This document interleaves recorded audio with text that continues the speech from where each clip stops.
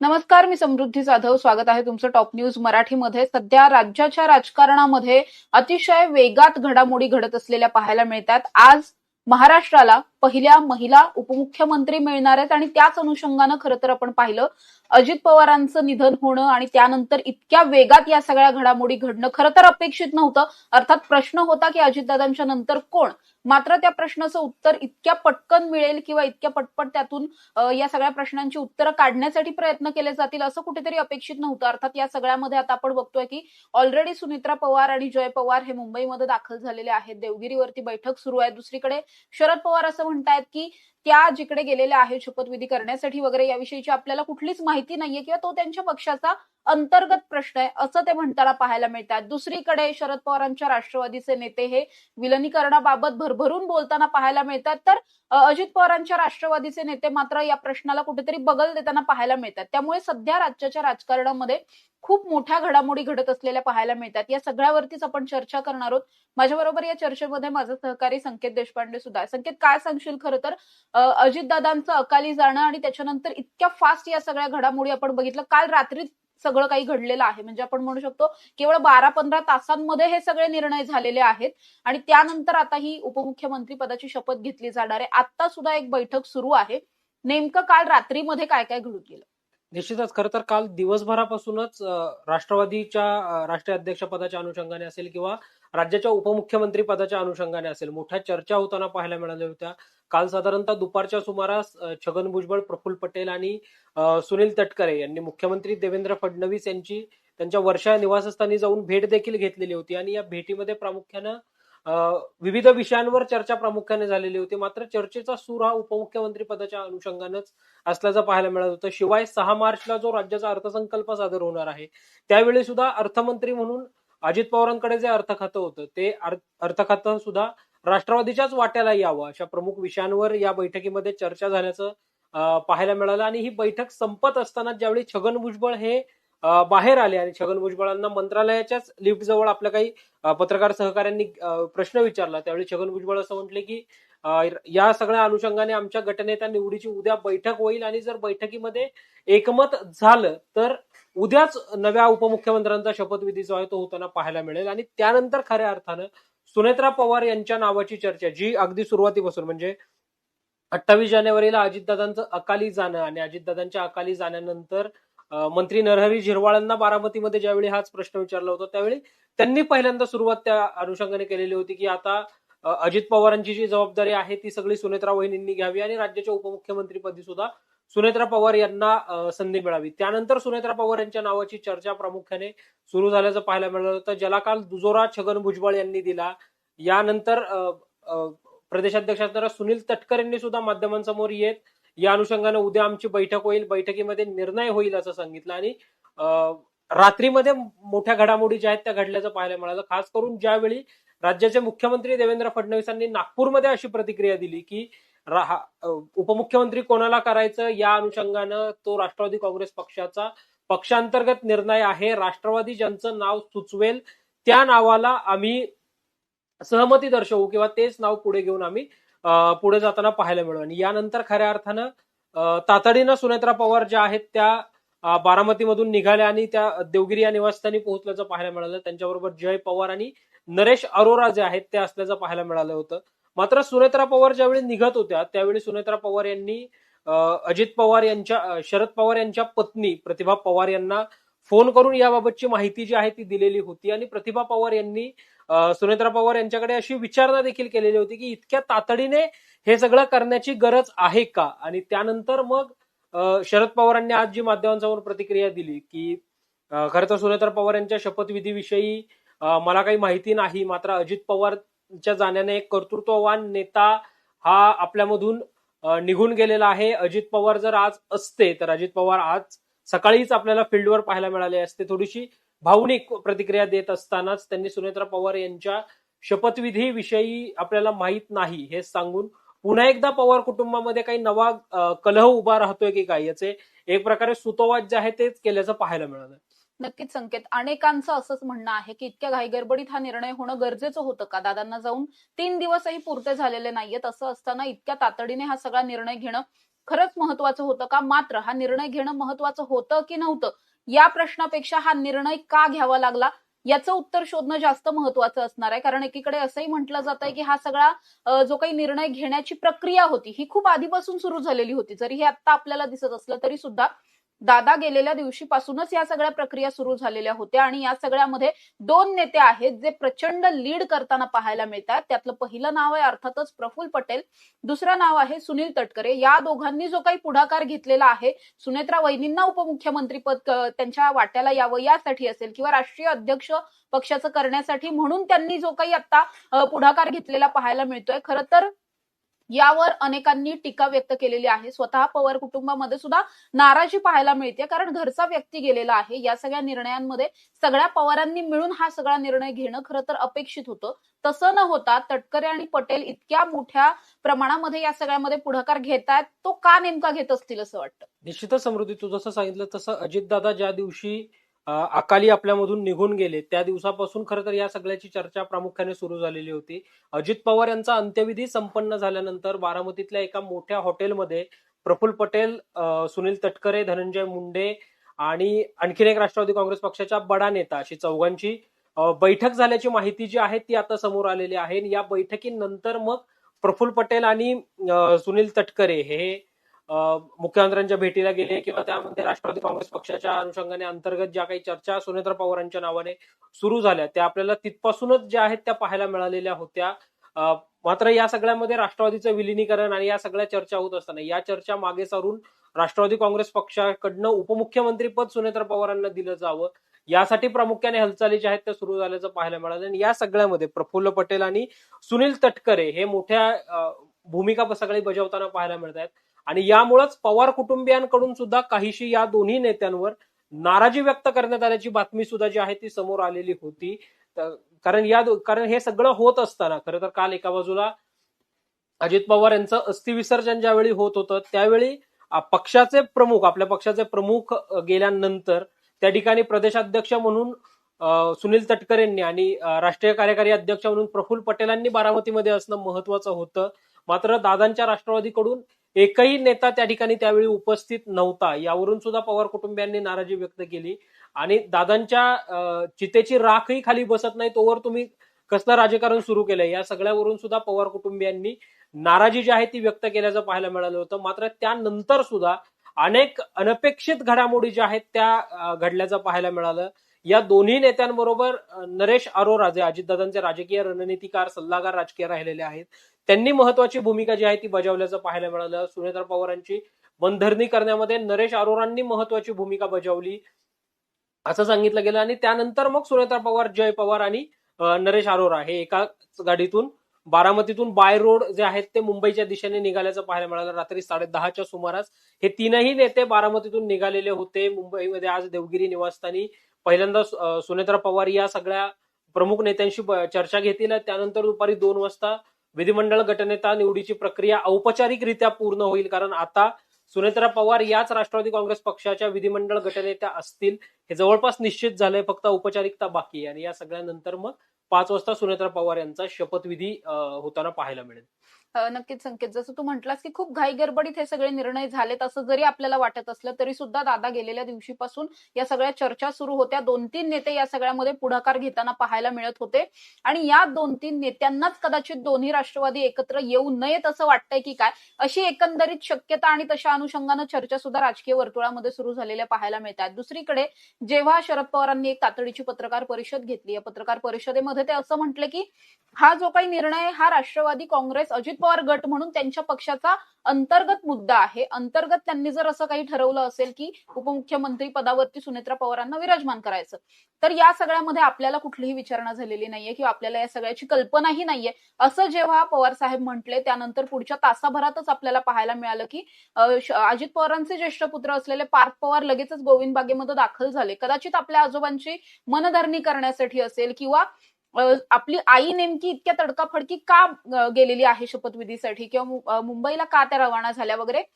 या अनुषंगानं आजोबांना जी काही माहिती देणं अपेक्षित होतं किंवा जर शरद पवारांना असं वाटत असेल की आपल्याला अंधारात ठेवून हा सगळा निर्णय झाला, तर हा निर्णय का घेतला, कशामुळे घेतला वगैरे मे बी या सगळ्याची चर्चा करण्यासाठी पार्थ पवार तिथे दाखल झालेले पाहायला मिळतात. आता या दोघांमध्ये काय काय चर्चा होत आहेत हे पाहणं महत्वाचं असणार आहे. मात्र दुसरीकडे शरद पवारांना या सगळ्या शपथविधीचं कुठल्याही पद्धतीचं आमंत्रण देण्यात आलेलं नाहीये. याविषयी जेव्हा तटकरेंना विचारलं तेव्हा तटकरे सुद्धा न बोलता निघून गेले. दुसरीकडे छगन भुजबळांना जेव्हा वारंवार अशा पद्धतीचे प्रश्न विचारले जातात किंवा उपमुख्यमंत्री पदाबाबत सुनेत्रा पवारांच्या या सगळ्या शपथविधीबाबत जेव्हा विचारलं जात आहे तेव्हा ते सुद्धा थेटपणे बोलताना पाहायला मिळत नाहीत. ते केवळ एक या सगळ्यामधलं स्टेटमेंट करतात की आम्हाला पक्षाचा प्रमुख म्हणून सुनेत्रा वहिनींना पाहायचंय असं म्हणताना ते पाहायला मिळतात. त्यामुळे हा सगळा जो काही निर्णय घेतलाय हा निर्णय खरं तर सुनेत्रा पवारांचा स्वतःचा सुद्धा आहे की मग केवळ याच 2-3 नेत्यांचा आहे, हा सगळ्यात मोठा प्रश्न आहे. दुसरीकडे या सगळ्यामध्ये जर आपण बघितलं तर दोन्ही राष्ट्रवादी एकत्र येण्यावरून गेल्या काही दिवसांमध्ये प्रचंड सकारात्मक सगळं काही घडलेलं होतं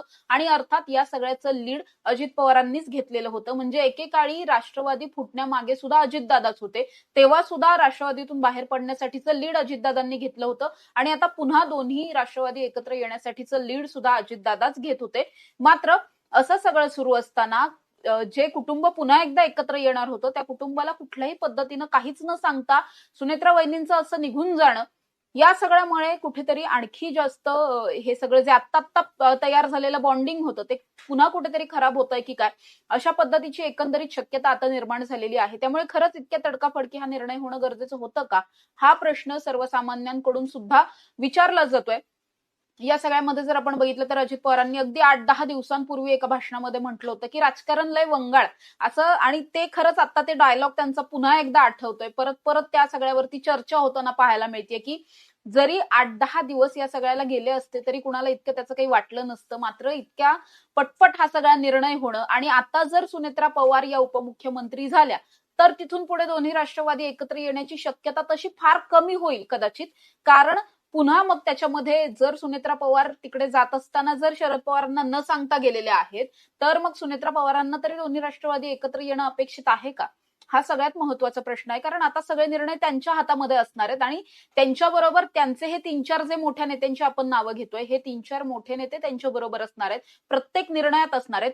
दादांचं स्वतःचं वेगळं मत असायचं, दादा जे म्हणतील ती पूर्व दिशा असायची. मात्र सुनेत्रा वहिनींच्या बाबतीत सुद्धा तसं घडणार आहे का, खरंच वहिनी म्हणतील ती पूर्णपणे तीच दिशा योग्य असेल असं कुणी म्हणणार आहे का इथून पुढच्या काही निर्णयांमध्ये इतर या सगळ्या नेत्यांचा सुद्धा दबाव म्हणता येईल किंवा प्रेशर पॉलिटिक्स म्हणता येईल किंवा आणखी काय मॅन्युप्युलेशन म्हणता येईल असं सगळं असणार आहे का, असे अनेक प्रश्न विचारले जातात.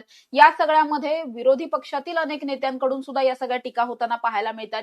इतक्या तडकाफडकी निर्णय घेणं गरजेचं नव्हतं किंवा शपथविधी करणं गरजेचं नव्हतं असं म्हणताना सुद्धा सगळे पाहायला मिळतात. संकेत, तुला काय वाटतंय इथून पुढच्या काळामध्ये या 3-4 नेत्यांचा प्रभाव सुनेत्रा ताईंवरती किती पडू शकतो? निश्चित समृद्धी, तू जसं म्हटलीस तसं दादा जे म्हणतील ती पूर्व दिशा होती आणि दादांनी दोन्ही पक्ष एकत्र यावेत यासाठी खूप सुरुवातीपासून तयारी केल्याचं पाहायला मिळालेलं होतं. जे पडद्यामागे काय घडलं हे अगदी जयंत पाटील, अंकुश काकडे, विठ्ठल मणियार यांनी थेटपणे सांगितल्याचं सुद्धा पाहायला मिळालं. मात्र महानगरपालिका निवडणुकांचे निकाल ज्या दिवशी लागले, राष्ट्रवादीला अनपेक्षित यश मिळालं नाही, त्याच्या अगदी दुसऱ्या दिवशी म्हणजे 17 जानेवारी 2026 ला शरद पवारांच्या गोविंद बागेतल्या निवासस्थानी एक बैठक झालेली होती. खरं तर त्यावेळी या बैठकीचा कुठलाही फोटो किंवा व्हिडिओ समाज माध्यमांवर आला नव्हता. आज मात्र हा फोटो व्हिडिओ आपल्याला येताना पाहायला मिळतो ना. या 36 सेकंदाच्या व्हिडिओमध्ये जर आपण संपूर्ण बारकाईने पाहिलं तर अजित पवारांच्या राष्ट्रवादी काँग्रेस पक्षाकडून केवळ अजित पवार हे एकमेव होते आणि शरद पवारांच्या राष्ट्रवादी काँग्रेस पक्षाकडून मग जयंत पाटील, शशिकांत शिंदे, रोहित पवार, अमोल कोल्हे, राजेश टोपे अशी नेत्यांची मांदियाळी जी आहे ती असल्याचं पाहायला मिळालं होतं. मग राष्ट्रवादीच्या विलिनीकरणासाठी दादा सकारात्मक असताना मग दुसरा सूर जो येतो की विलिनीकरणासाठी प्रफुल्ल पटेल, सुनील तटकरे, धनंजय मुंडे किंवा अगदी छगन भुजबळ सुद्धा हे अनुकूल नव्हते किंवा विलिनीकरण होऊ नये यासाठी या नेत्यांचा प्रामुख्याने कुठेतरी विरोध असल्याचं पाहायला मिळालं होतं. मात्र हा सगळा विरोधाला कुठेही न जुमानता विलिनीकरण झालं पाहिजे या मतावर मग अजितदादा ठाम असल्याचंच पाहायला मिळालं होतं. त्यातून मग ही बैठक झालेली होती. मग 12 डिसेंबरला आता शरद पवारांचा जो वाढदिवस असतो त्या दिवशी मग विलिनीकरणाची घोषणा होणार हे किंवा तसं त्या बैठकीमध्ये ठरल्याचं पाहायला मिळालं होतं.